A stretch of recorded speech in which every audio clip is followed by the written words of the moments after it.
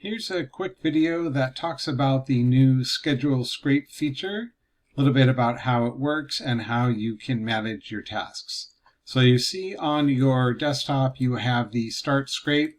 This is the traditional box that opens up the Start Scrape and lists all of the scrapes.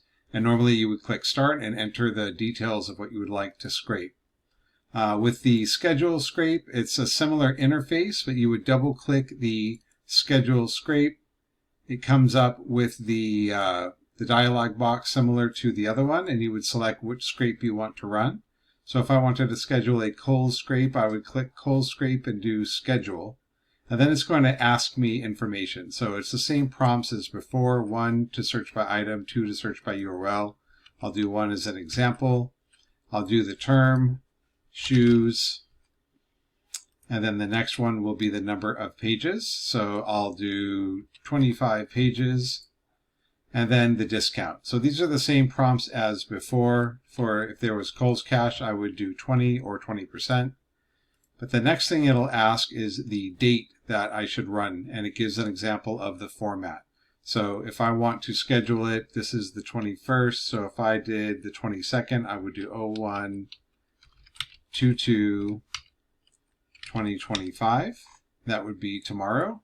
And then it's going to ask me for the time, and that's in 24-hour time. So it would be 1400 for 2 o'clock or 0600 for 6 a.m. Say I wanted to run this at 11 o'clock at night. I could do 2300. I'd also recommend adding a minute or two at the end, just so that you don't run into any other scripts that are scheduled to run at the exact same time. So I might do 2305. And once I do that, it'll then confirm that I've now scheduled a scrape to run at 11:05 on 1/22 with the information that I've put in there. And so when I do that, I can close out of here, and that closes the window. One thing I can also do is on the desktop, there's a new folder called Schedule, or Scheduled, actually here. And when you click in there, you can see the ones that you have scheduled because it'll create a file for it. So the one I just created was the Kohl's scrape. And if I open that with Notepad, you can see these exact inputs that I put in there are saved to this text file. This is what it'll be using when it runs, so that you don't have to be there to put in the information. Again, I put 1, choose 25, and 02. Now I can simply update this file and run a scrape, or I could use the scheduler, or run the schedule scrape and put in the information. When the scheduled scrape runs, it will remove this file, so that the next time you run a scrape, if you want to start a regular scrape, it won't default back to the scheduled one. If I want to see which tasks that I've already scheduled, I can click Manage Tasks. If I double click that, it's now going to go and find any tasks that I have scheduled. So I have 1, and if I wanted to delete this one, I just type in 1. It'll ask me confirm, do you want to delete this?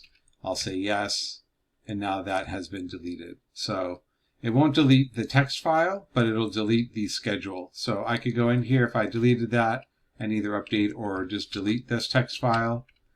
And I can delete the other ones that I had previously. And just running through it again real quick, if I did schedule, say this time I did Macy's, do 1, click in here, clothing, 10 pages, 0%. And then it's going to want 01/21/2025. And then I will do, it's 9 something, I'll do 2205. I get the confirmation that it's been scheduled. I can now close this, and I can look again in my scheduled. I now have the Macy's with that information that I had put in. And again, if I look at my managed tasks, it should list that managed tasks. So I can go through and create as many scheduled scrapes as I want, with the caveat that you don't want them running on top of each other. So obviously if a scrape is running and another one tries to run and Chrome is open, that's not going to work. So you want to space them out The amount of time that a scrape is going to take to run really will depend on the number of pages that you're telling it to scrape. If you're only doing 10 pages, it's probably not going to take very long. If you're doing 100 pages, then obviously that's going to take a few hours. So the general rule is about 2,000 to 3,000 products per hour.